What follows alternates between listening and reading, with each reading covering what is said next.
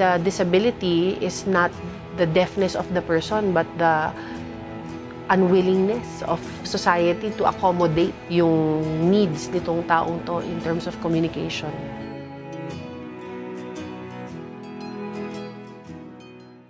My name is Nikki Templo Perez. I am currently the Dean of the School of Deaf and Education and Applied Studies of De La Salle College of St. Benilde. Ang sign for deaf is like this: cannot speak, cannot hear. And it's something na tinanggap na lang ng mga deaf na ganun yung senyas. But it doesn't mean that they agree. Ang tinatawag sa kanila, pipe, even in Visayan, di ba? Parang amang or apa. So everyone thinks na parang just because you're deaf, you're also mute.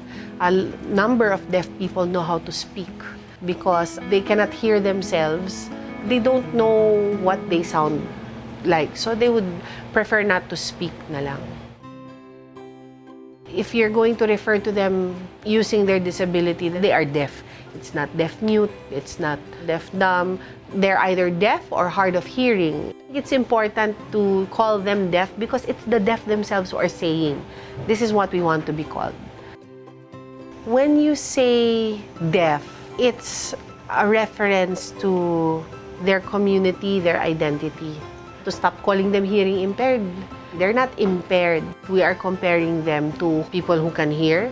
And what if I put you in a community of all deaf people who sign? Ikaw hindi ka marunong. Sino na ngayon ang impaired? They have a different language. Diba? They have a different culture.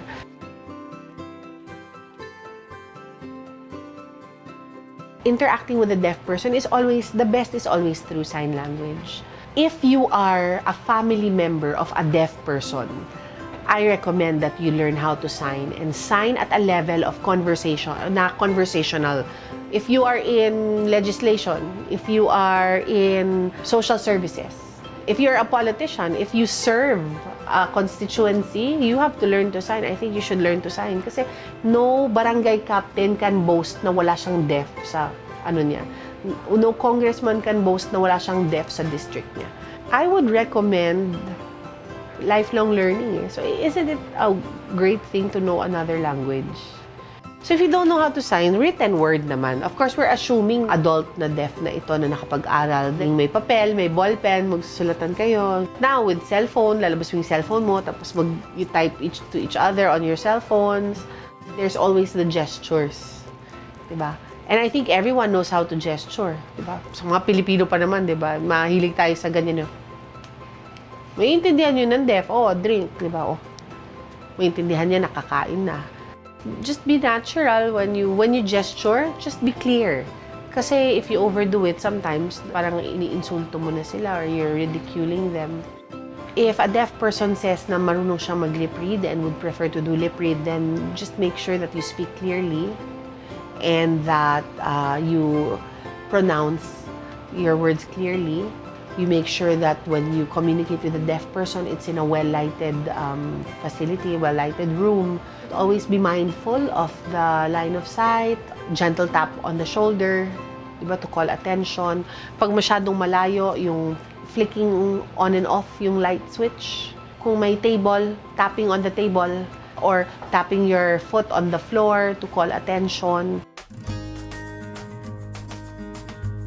If you are working naman with an interpreter, talk to the deaf person directly. Yung interpreter, bridge. But it doesn't mean that you totally neglect the presence of the deaf person there. There are sources that say na the safest computation is the Philippine population, 10% are persons with disabilities, and from that 10% ulit ang deaf or hard of hearing. They're part of our country. How can we say na we will develop as a country if we leave them behind?